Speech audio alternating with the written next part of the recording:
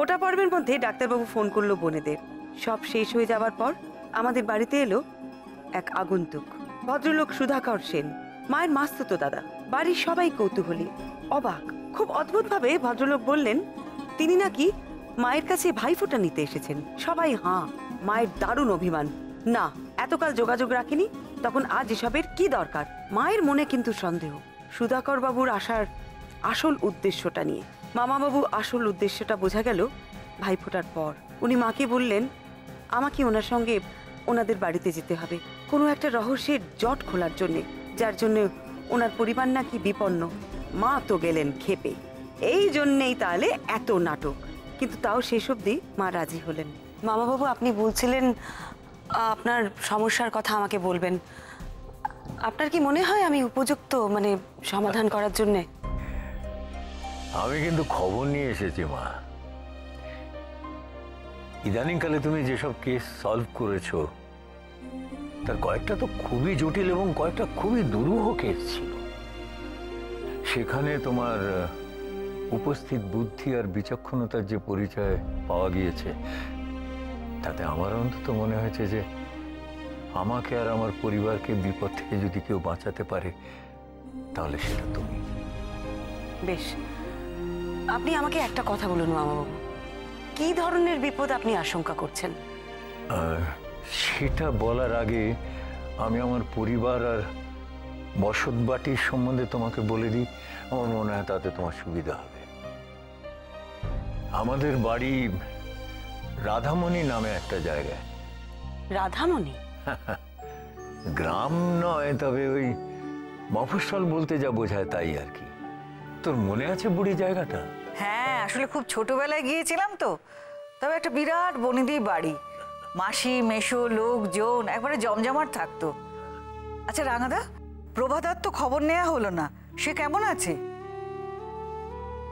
তুই তো জানিস ওর মাথাটা চিরদিনই, না মানে ও তো আর স্বাভাবিক হবে না কোনোদিনে। ওই আছে নিজের মতো করে। লেখাপড়ায় তো একবারে ব্রিলিয়ান্ট ছিল। মা বলতো প্রভাদাদার কথা, সত্যি হীরের টুকরো ছেলে। হ্যাঁ, হিরে তো, সে হিরে তো কয়লার খনিতেই রয়ে গেল, তার চমক কেউ দেখলো না। ওর ওই অত পড়াশুনোই ওর কাল হলো। সেই দেখো দাদা, তোমার সঙ্গে কথা বলে সব পুরনো কথা মনে পড়ে যাচ্ছে, কতদিন আগেকার কথা। দাদা, চাপাদি কেমন আছে? সত্যি অনেক দিন হলো। চাঁপা বিধবা হওয়া স্তক আমাদের ওখানেই আছে, ছেলে, ছেলের বউ আর নাতনিকে নিয়ে। হ্যাঁ, এমনিতে ভালোই আছে সব। ও হ্যাঁ, তোমায় যেটা বলছিলাম মা, আমাদের বাড়িতে একটা বহু প্রাচীন কালী মন্দির আছে, তবে সে মন্দিরে পুজো হয় না, বন্ধই থাকে। কেন? বাড়ির কালী মন্দিরে পুজো হয় না কেন? সে অনেক কাল আগের ঘটনা, আমার ঠাকুরদার আমলে। প্রায় 100 বছর আগে ওই পুজো বন্ধ হয়ে গিয়েছে। তাহলে ভেবে রাখো মন্দিরটা কত প্রাচীন। সেই তো। কিন্তু মামাবাবু কি কারণে মন্দিরে পুজো বন্ধ হয়েছিল সেটা জানা যায়নি? ওই কালী পুজোর দিন কি একটা দুর্ঘটনা ঘটেছিল, তাতে পুজো বন্ধ হয়ে যায়। আর তারপর থেকে ওই মন্দিরও বন্ধই থাকে। বছরে একটা দিন খালি ওই মন্দির খোলা হয়, মানে কালী পুজোর দিন ঝাড়পোছ করা হয়, পরিষ্কার করা হয়, তারপরে আবার সারা বছর বন্ধই থাকে। বেশ, কিন্তু সমস্যাটা কি হয় বলছি। তার আগে আমার পরিবারের সম্বন্ধে তোমাকে একটু জানিয়ে দিই। হ্যাঁ, আমিও তো ঠিক সবাইকে চিনি না, ওই পুরোনো আমলের লোকজন ছাড়া। হ্যাঁ, আমি বহুদিন বিপত্নিক। আমার 2 ছেলে। বড় ছেলের নাম সুদীপ্ত, কলেজে পড়ায়। ওর স্ত্রীর নাম অনুরাধা, ভারী লক্ষ্মীমন্ত মেয়ে সে। আর ওদের ছেলের নাম উপল, ইয়াং ম্যান, সবে চাকরিতে ঢুকেছে। এই নাও তোমার মশলাটা নাও।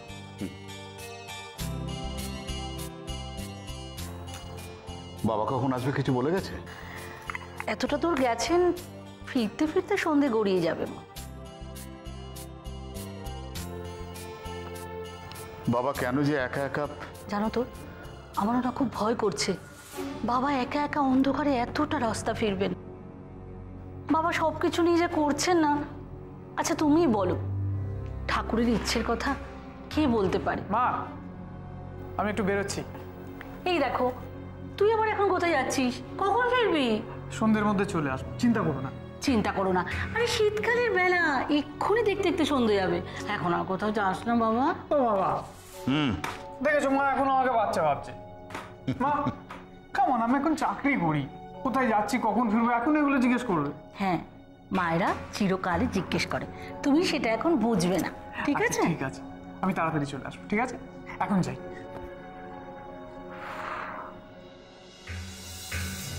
আমার ছোট ছেলের নাম সম্বুদ্ধ, সেও ভালো চাকরি করে।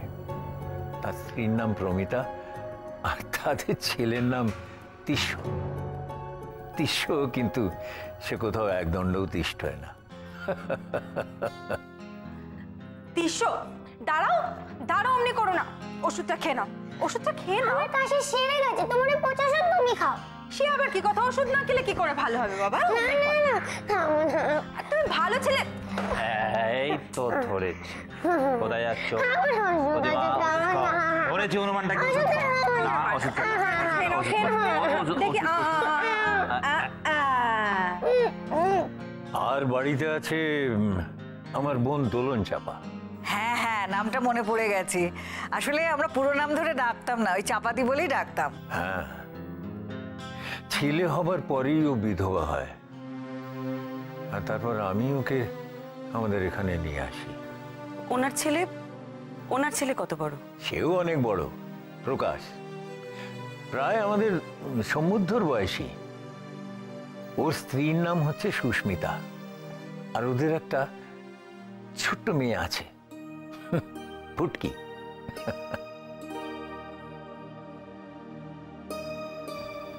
কি হলো, তুমি এখনো চোখ বন্ধ করছো না কেন? একটু শুয়ে পড়ো শোনা। মা, দাদু কখন আসবে? দাদু চলে আসবে শোনা, তুমি এখন একটু ঘুমিয়ে পড়ো। কি বললে মা, দাদু কার বাড়ি গেছে? আমি তো ঠিক চিনি না শোনা, দাদু আসুক তুমি জিজ্ঞেস করে নেবে, কেমন? চলো ঘুমিয়ে পড়ো।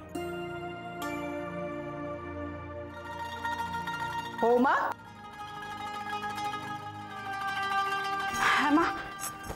সকালবেলা চিলেকোঠার চাবি নিয়েছিলে, সেটা ফেরত দেওয়ার প্রয়োজন বোধ করো না বোধহয়? আমি এক্ষুনি দিচ্ছি মা। এই জন্যে চাবি আমি কারোর হাতে দিতে চাই না। আরে মনে করে ফেরত দেবে সেসব নেই, যদি হারিয়ে যায় তাহলে?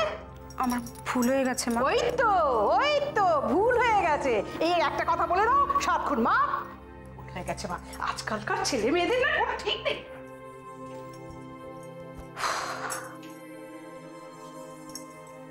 কি হলো, তুমি এখনো ঘুমাওনি? মা চলে গেল বলে মনে হলো। কি জন্য এসেছিলেন? নিজের মনে গজগজ করতে করতে বেরোলেন।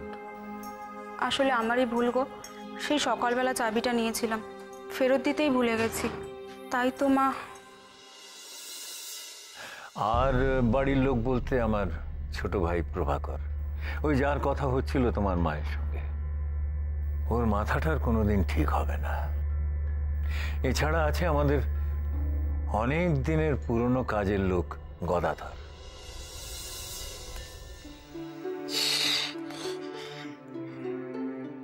মায়ের পায়ের জবা হয়ে ওঠ না ফুটে মন, মায়ের পায়ের জবা হয়ে ওঠ না ফুটে মন। ছোট কর্তা, ঘরে চলুন, বেলা পড়ে এলো যে। ও তার গন্ধ না থাক। ও ছোট কর্তা, হুস হুস, ও তার গন্ধ না থাক, যায় আছে তার ওঠে ওকে আপন। মায়ের পায়ের জবা হয়ে ওঠ না ফুটে মন। ও ছোট কর্তা, তফাৎ যাও, তফাৎ যাও, তফাৎ যাও। হুস হুস হুস, তফাৎ যাও, তফাৎ যাও। রাঙাদা, তোমার যা কথা বলার আছে তুমি বড় বৌমার সঙ্গে বলো, আমি একটু মায়ের পানটা ছেঁচে দিই, আর ছোট ছোট দুটো কাজ আছে আমি একটু সেরে আসি। হ্যাঁ হ্যাঁ হ্যাঁ, তুই যা না, আমি যাবার আগে তোকে বলে যাব। আচ্ছা আচ্ছা। হ্যাঁ, তো যা বলছিলাম, ঘটনাটা শুরু কালী পুজোর আগের রাত্রিরে। কি ঘটনা? ওই তিস্য আর ফুটকি ওরা বাজি পোড়াচ্ছিল আমাদেরই বাড়ির পেছনে। ওরাই প্রথম দেখে, আর দেখে তো ওই যে কি বলে, একেবারে থ। কি দেখে? মা কালী।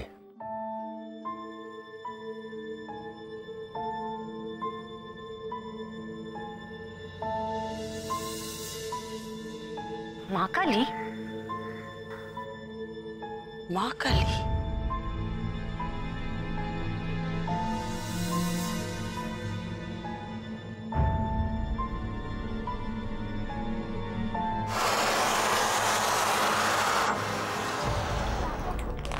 কি বিরাট বড় উঠলো দেখলি?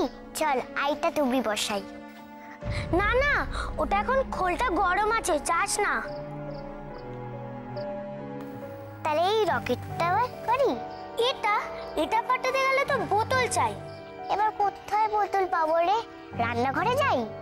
দাঁড়া, ওই ছোট্টায় অনেক বোতল দেখেছি, চল নিয়ে আসি। চল।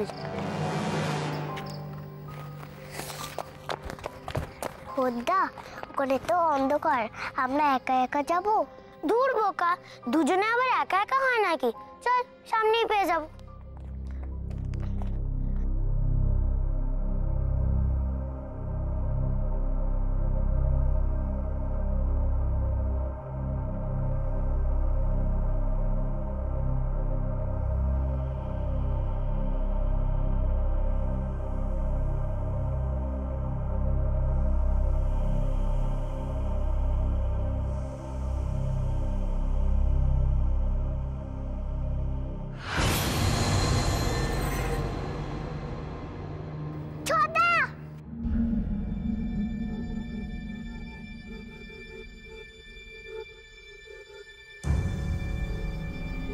ফুটকি পালা।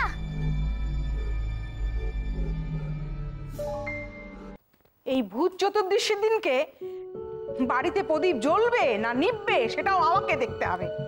ভাগ্যে সেখান থেকে আসছিল, উঠোনের সমস্ত প্রদীপ নিবে গিয়ে একদম খাকা করছে। সত্যি ভাগ্যেশ দেখলুম আমি। এই তো পিসিমা, আমি রান্না চাপিয়ে আপনার কাছেই আসছি। ভাগ্যিস আসছিলে, তা বাড়ির অন্য লোক সব কোথায়? আছে, এখানেই আছে। পিসি ঠাম্মা, বম্মা, ওদিকে। আরে কি কি কি হয়েছে? ওইদিকে কি হয়েছে? ছোটাকে বলেছিলাম ওখানে একা একা না যেতে। কি হয়েছে কি? তুই এত ভয় পাচ্ছিস কেন? কি হয়েছে? ওদিকে দেখবে, চলো এক্ষুনি চলো। কেন রে, তোরা তো এতক্ষণ ওদিকে বাজে ফাটাচ্ছিলি, কি হলো? ঠাম্মা, ও ওখানে জোবের পেছনে দাঁড়িয়ে আছে। ঝোপের পেছনে কে দাঁড়িয়ে আছে না বললে বুঝবোটা কি করে? এই দেখো, দুটো চুপ করে। আরে দুটো খাবি খাচ্ছে, কিছু বলছে না। কতবার বলেছি না, কতবার তোমাকে বলেছি তো তোমাকে যে ঝোপের পেছনে সন্ধ্যাবেলা যাবে না। তোমরা তো কথাই শোনো না। আমরা দেখে এলাম মা কালী।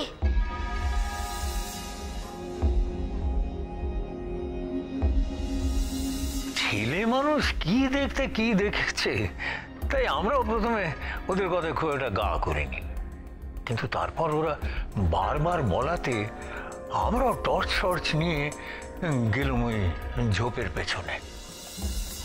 দাঁড়া দাঁড়া, কোথায় কোথায় কোথায় দেখি? টানিস না এরকম ভাবে, অন্ধকারে কোথায় হোঁচট খাবো। আস্তে আস্তে এই দাঁড়া, আরে টর্চের আলোটা ফেল না। না না, হ্যাঁ দেখো হ্যাঁ হ্যাঁ, কোথায় কত দূরে রে? এইখান থেকে দেখা, এখান থেকে দেখা, এখান থেকে দেখা। কোথায় কোথায় তোদের মা কালী? কোথায় দেখি? এই তো এখানেই ছিল। কিনা ফুটকি বল? হ্যাঁ, আমিও দেখেছি, এখানেই ছিল। কুচকুচে কালো, হাতে খাড়া, আমার আর ছোটার দিকে তাকিয়ে ছিল। তাই বুঝি? তা কুচকুচে কালো বুঝলি কি করে? চারদিকটা অন্ধকার ছিল। আরে এত কথা না বলে আলোটা ওখানে ফেল না, একটু জায়গাটা দেখি। কোথায় কি বলো তো? এই ঝোপ জঙ্গলে কেউ আসে না এদিকে। ভয় ওরা ভুলভাল কিছু দেখেছে। না না, ভুল দেখিনি জেঠুমনি, সত্যি বলছি। আমার কথা বিশ্বাস করছো না কেন? সত্যি ছিল, সত্যি ছিল, সত্যি ছিল তো গেল কোথায়? খালি বানি বানি গল্প বলতে শিখেছিস। হ্যাঁ, দেখা দেখা কোথায় তোদের কালি, দেখা। তোদের এই দিকে আসার কি দরকার ছিল আমি বুঝতে পারি না। হ্যাঁ, এখানে আসার দরকারটা কি ছিল? পুরো বাড়িতে বাজি পড়ানোর জায়গা পাওনি তোমরা? এই ঝোপ ঝাড়ের মধ্যে বলতে নেই, যদি সাপ টাপ থাকতো তাহলে তোদের প্রাণেরও ভয় নেই নাকি? হ্যাঁ আম্মা, ওখানে বাকালি ছিল। হ্যাঁ, ওখানে মাকালি ছিল? ছিল তো গেল কোথায়? তোর দিকে পালিয়ে গেল?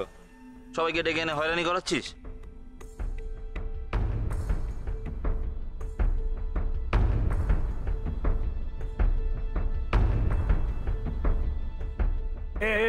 এই বড় খোকা, তুই আবার ওখানে কি করতে গেলি অন্ধকারের মধ্যে? চলে আয়, চলে আয়, কিচ্ছু নেই।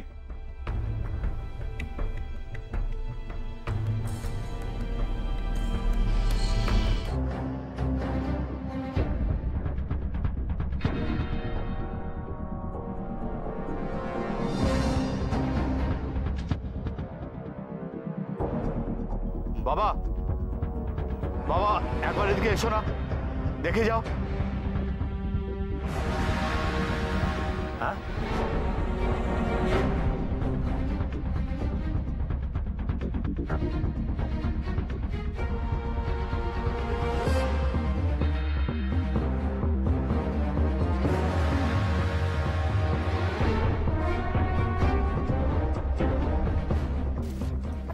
আরে দাঁড়া দাঁড়া দাঁড়া দাঁড়া দাঁড়া বাবা, বাবারি, ওই দেখো। কই কই কই কই আচ্ছা। কই কই?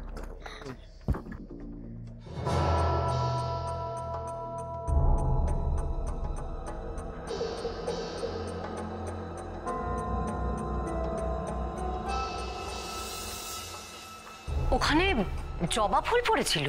হ্যাঁ, দেখে আমরা সবাই তো থমকে গিয়েছিলাম। সে জবা ফুলে আবার সিঁদুর লাগানো। আচ্ছা মামাবাবু, ওখানে কারো পায়ের ছাপ দেখেছিলেন আপনারা? সত্যি বলতে কি, সেসব দেখার কথা তখন মাথায় আসেনি, মানে আমরা ভেবেই দেখিনি। আমরা মনে করেছিলাম বাচ্চারা দুষ্টুমি করছে, তাই মজা করার জন্য এসব করছে। যদিও বাচ্চাগুলোকে দেখে মনে হচ্ছিল যে ওরা বেশ ভয় পেয়েছে। আর কিছু কি হয়েছিল তারপর? হ্যাঁ, হয়েছিল।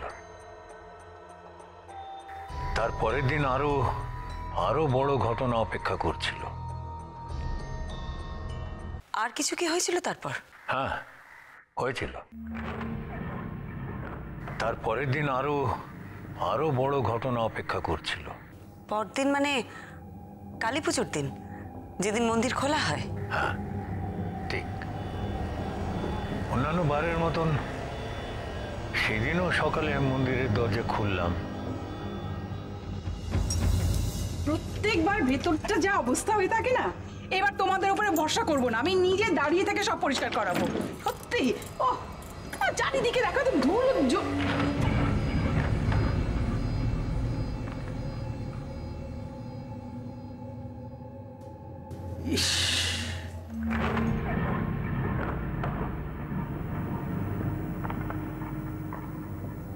কি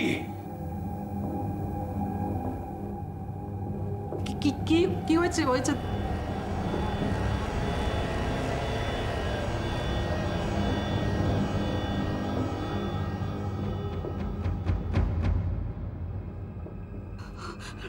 মা, মা গো, এ কি করে সম্ভব?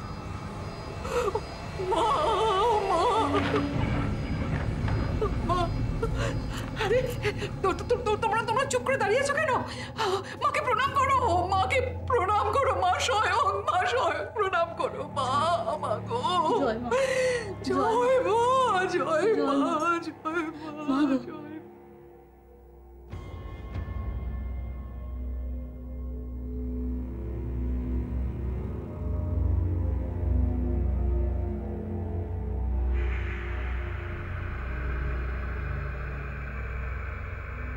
মামাবাবু, মন্দিরে মূর্তি দেখে আপনারা তো অবাক হলেন কেন? মন্দিরে কি মূর্তি ছিল না? না, কি করে থাকবে? কারণ পুজো তো বন্ধ হয়ে গিয়েছে বহু বছর হলো। তারপরে তো আর মা কালীর মূর্তি ওভাবে ফেলে রাখা যায় না। তাই দরজা খুলে হঠাৎ মূর্তি দেখে আমরা সবাই খুব অবাক হয়ে গিয়েছিলাম। আর সত্যি কথা বলতে আমাদের কারো কাছেই এর কোনো ব্যাখ্যা নেই। মন্দিরের চাবি কি সবসময় আপনার বোনের কাছেই থাকে? হ্যাঁ, চিরকাল। মানে ও বাড়িতে ওটাই ওর দায়িত্ব। তাহলে বন্ধ ঘরে মা কালীর মূর্তি রাখলো কে? সেই প্রশ্নের উত্তর খুঁজে পাইনি বলেই তো। আচ্ছা মামাবাবু, আপনার বোনের কাছ থেকে কি কখনো মন্দিরের চাবি খোয়া গিয়েছিল? না, সেরকম তো শুনিনি। তাছাড়া ও খুব স্ট্রিক্ট এ ব্যাপারে। এমনিতেও বাড়িতে ওকে সবাই ভয় করে চলে, খুবই কড়া ধাতের মানুষ। ওর আঁচলের চাবিতে হাত দেবে এরকম সাহসও বাড়িতে কারো নেই। তারপর কি করা হলো? তারপর আর কি না, মানে তারপরে বাড়িতে আমরা খুবই টেনশনে ছিলাম। আর বিশেষ করে আমার উপরে একটা চাপ তৈরি করা হলো। ওই চাপটা তৈরি করলো আমার বোন আর আমার বৌমারা।